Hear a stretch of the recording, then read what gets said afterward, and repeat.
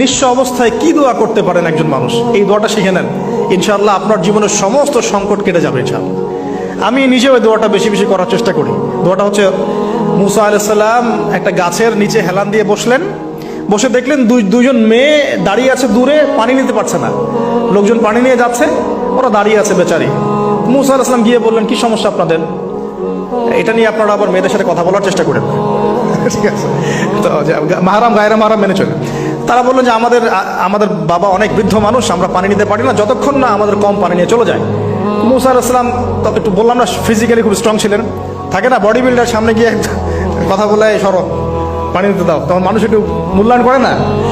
তো মুসা আলাইহিস সালাম এভাবে পানি নিয়ে দিলেন এবং বাছুরদেরকে পানি পান করালেন, করিয়ে গাছের নিচে এসে বসে আছেন।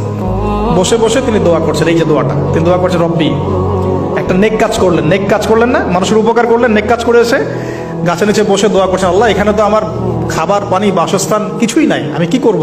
রব্বি ইন্নি লিমা আনজালতা ইলাইয়া মিন খায়রিন ফাকির, রব্বি ইন্নি লিমা আনজালতা ইলাইয়া মিন খায়রিন ফাকির। আবার বলেন, রব্বি ইন্নি লিমা আনজালতা ইলাইয়া মিন খায়রিন ফাকির। অর্থ হচ্ছে, হে আল্লাহ, তুমি তোমার পক্ষ থেকে আমার উপরে যে নিয়ামতগুলো দিবে, আমি এর জন্য ফকির হয়ে বসে আছি। আল্লাহ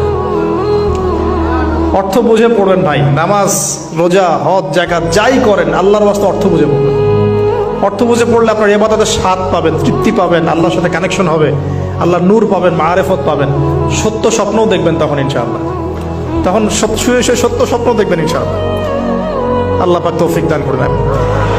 এবার আল্লাহ পাকের সাহায্য নেমে আসলো, ওই দুই মেয়ের মধ্যে একজন হেঁটে হেঁটে চলে আসছে। এবার এই মেয়ের হাঁটা সম্পর্কেও কোরআন কথা বলেছে, সুবহানাল্লাহ।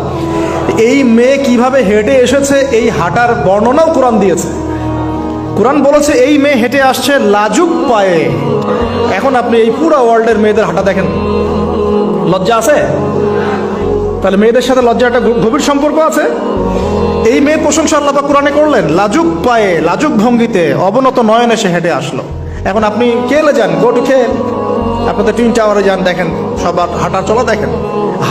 হায়া লজ্জার কোনো বালাই আছে এখানে? আমি গত লেকচারে বলেছিলাম যে আদম আলাইহিস সালাম এবং হাওয়া আলাইহিস সালাম, ইবলিস তাদের সাথে প্রথম যে আচরণ করেছে ওই ফল খাওয়ানোর পরে, সেটা কি? তাদের গা থেকে পোশাক খুলে পড়ে গেছে, মানে নগ্ন করে দিয়েছে আমাদের পিতামাতাকে, মহাবিশ্ব নগ্ন করে দিয়েছে কে? ইবলিস। তো এখন এই পৃথিবীতে আমরা যারা নগ্নতার চর্চা করছি, তার কার এজেন্ট আমরা বুঝতে বাকি আছে? আমার কথা কি বুঝতে পারছেন কিনা? এই কানেকশন মেলানোর চেষ্টা করেন, ডটসগুলো মেলানোর চেষ্টা করেন।